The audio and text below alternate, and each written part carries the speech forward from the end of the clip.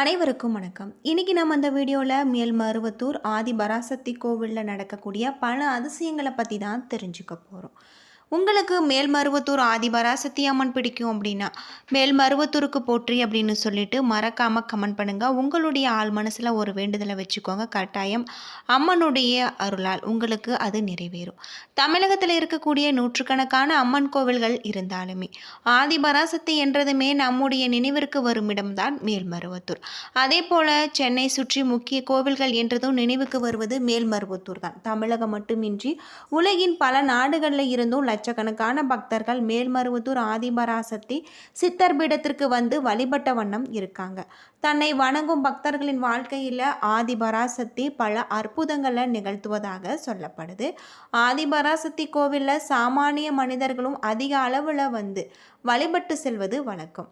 இங்கு யார் வேண்டுமானாலும் அம்மனுக்கு பூஜை, அபிஷேகங்கள் உள்ளிட்டவை செய்து வழிபடலாம் என்பதாலும் சபரிமலையை போல இந்த கோவில்களில் மாலை அணிந்து இருமுடி கட்டி வந்து வழிபடுவது மிக முக்கிய வழிபாட்டு முறையாக இருக்குது அப்படின்னும் சொல்லப்படுது. தமிழகத்தில் இருக்கக்கூடிய மிகவும் புகழ்பெற்ற அம்மன் கோவில்களில் ஆதிபராசக்தி சித்தர் பீடம் ஒன்று. செங்கல்பட்டு மாவட்டம் மேல்மருவத்தூரில் இந்த கோவில் அமைஞ்சிருக்கு. தமிழகத்தில் அதிகமான பக்தர்கள் தினமும் வந்து செல்லும் கோவிலாகும் மேல்மருவத்தூர் ஆதிபராசக்தி அம்மன் அமைஞ்சிருக்கு. இந்த கோவில் உருவான வரலாறு மிக அதிசயமான ஒரு நிகழ்வு. தற்போது ஆதிபராசக்தி கோவில் அமைந்திருக்க இடத்துல 1960களில் ஒரே ஒரு வேப்ப மரம் மட்டும் இருந்தது. இந்த மரம் மற்ற சாதாரண வேப்ப மரங்களை போல கசப்புத்தன்மை கொண்டதாக இல்லாமல் அதனுடைய காய்கள் இனிப்பு சுவையுடன் இருந்திருக்கு. இதிலிருந்து வடியக்கூடிய பால் போன்ற பொருளும் இனிப்பு சுவை உடையதாக இருந்தது. இதனால் இந்த பகுதி மக்கள் இதனை கடந்து செல்பவர்களும் ஆச்சரியத்துடன் இதனை சாப்பிட்டு வந்திருக்காங்க.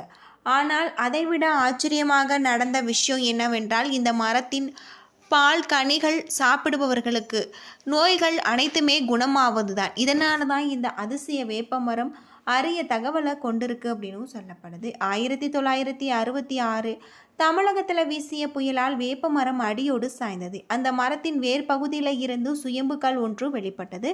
அந்த சுயம்புவிற்கு மேல் சிறு குடல் அமைத்து அப்பகுதியை மக்கள் பூஜை செய்து வழிபட்டு வந்திருக்காங்க. இதற்கு சித்தர் பீடம் என பெயரிட்டு வந்திருக்காங்க. பல ஆண்டுகளாக சுயம்பு உருவம் மட்டும் இங்கு வழிபட்டு வந்ததாகும். 1977 ஆண்டு நவம்பர் 25 இந்த சுயம்புவுக்கு அருகில் 3 அடி உயர பீடத்தின் மீது அன்னை ஆதிபராசக்தியின் சிலை பிரதிஷ்டை செய்யப்பட்டிருக்கு. 1000 இதழ்கள் கொண்ட தாமரை மீது வலது காலை மடித்து இடது காலை தொங்கவிட்டு அமர்ந்த நிலையில் வலது திருக்கரத்தில் தாமரை மொட்டும் இடது திருக்கரத்தில் சின்முத்திரை காட்டியும் காட்சி தராங்க. 1000 இதழ்கள் கொண்ட தாமரை என்பது தியானத்தை குறிப்பதாகும். அன்னையின் கையில் உள்ள சின்முத்திரை ஞானத்தை அருளக்கூடியதாகும். அன்னையின் தலையில் ஜடாமுடியோடு கிரீடம் போல அமைந்திருக்கும் அப்படின்னும் சொல்லப்படுது. ஒரே தாய் ஒரே மனித குலம் என்பதே ஆதிபராசக்தி சித்தர் பீடத்தின் அடிப்படை கொள்கை. அதாவது மனிதர்கள் அனைவரும் சமம். இவர்களுக்கு தாயாக இருக்கக்கூடியவள் அன்னை ஆதிபராசக்தி மட்டுமே என்பதன் இதன் அர்த்தம். கருவறைக்கு சென்று அன்னைக்கு பூஜை வழிபாடுகள் செய்யலாம், பெண்கள் இவை செய்யலாம் அப்படின்னும் சொல்லப்பட்டிருக்கு. இந்த முறையை பங்காரு அடிகளார் ஏற்படுத்தியிருக்காரு. இதனை அன்னை ஆதிபராசக்தி அடிகளாரின் உருவில் பலருக்குமே அருள்வாக்கு கூறி வந்திருக்காங்க. பக்தர்கள் நேரடியாக அன்னையிடம் பேச வேண்டும் என்பதே சித்தர் பீடத்தின் சிறப்பாக கருதப்படுது. பல அற்புதங்களும் அதிசயங்களும் இந்த ஆலயத்தில் நடந்திருக்கிறதாக, இதனால் பக்தர்கள் பங்காரு அடிகளார அம்மா என்று அழைக்க துவங்கியிருக்காங்க. ஆதிபராசக்தி சித்தர் பீடத்தின் நுழைவாயில ஓம் சக்தி என்ற மந்திரமும் திரிசூலமும் அமைக்கப்பட்டிருக்கும். இங்கு வரக்கூடிய பக்தர்கள் இந்த திரிசூலத்தை 3 முறை வலம் வந்த பிறகு உள்ளே சென்று அம்மனை தரிசிக்கிறாங்க. மற்ற கோவில்களில் இருப்பது போல இந்த கோவிலில் நவ கிரகங்கள் கிடையாது. இங்கு அன்னையே அனைத்து சக்திகளின் ஆதாரமாக விளங்குவதாலும் இங்கு நவ கிரகங்கள் அனைத்துமே அன்னையை சுற்றி இருப்பதாகவும் கருதப்படுவதால் நவகிரகங்கள் தனியாக வணங்க வேண்டும் என்ற அவசியம் கிடையாது அப்படின்னு சொல்லப்பட்டிருக்கு.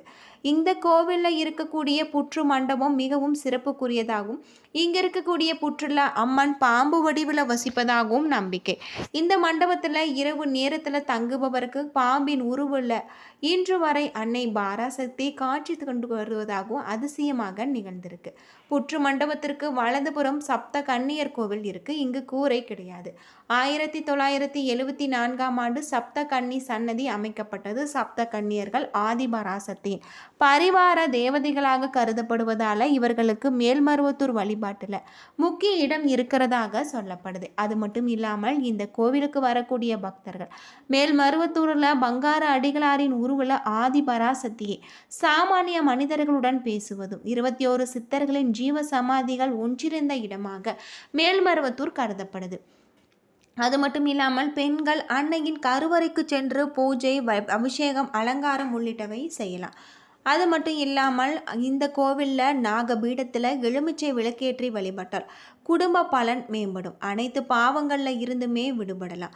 அங்க பிரதர்சனம் இந்த கோவிலின் முக்கிய வேண்டுதலாக இருக்குது. அங்க பிரதர்சனம் செய்வது வேண்டிக் கொண்டால் அவர்களுக்கு அனைத்து நலன்களும் கிடைக்கும் என்பது நம்பிக்கை. நவராத்திரி, ஆடி பூரம் நாட்களில் அங்க பிரதர்சனம் செய்வதும் பாவ விமோசனம் பெறுவதற்கான சிறந்த வழிபாடாக கருதப்படுது. ஆடிப்பூர நாட்களில் பக்தர்கள் தங்களுடைய கையால் சுயம்பு ரூபத்திற்கு பால் ஊற்றி அபிஷேகம் செய்யலாம். பூஜைகள் செய்வதற்கு சாதாரண மனிதர்களும் அனுமதிக்கப்படுவதாகும். இங்கு தமிழ் மன்றங்கள், வேள்விகள், கலசம் மற்றும் விளக்கு பூஜைகள் குறிப்பிட்ட கால இடைவெளிகளில் நடத்தப்படுது. உலக நன்மைக்காக யாகங்களும் நடத்தப்படுது. அதர்வன பத்ரகாளிக்கு இங்கு தனி சன்னதி இருக்கிறதாகும். வேலை வேண்டிக் கொண்டால் அனைத்து தீய சக்திகளும் இருந்து விடுபட முடியும் என்று சொல்லப்படுது.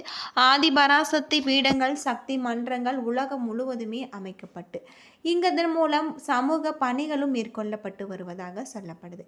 ஆதிபராசக்தி அம்மன் கோவிலுக்கு எவர் ஒருவர் முறையாக விரதம் இருந்து இருமுடி கட்டி வந்து 108 முறை மந்திர ஜபம், தியானம் செய்து வழிபடுகிறாங்களோ எந்த ஒரு தீய சக்தியும் நெருங்காது என்பது நம்பிக்கை.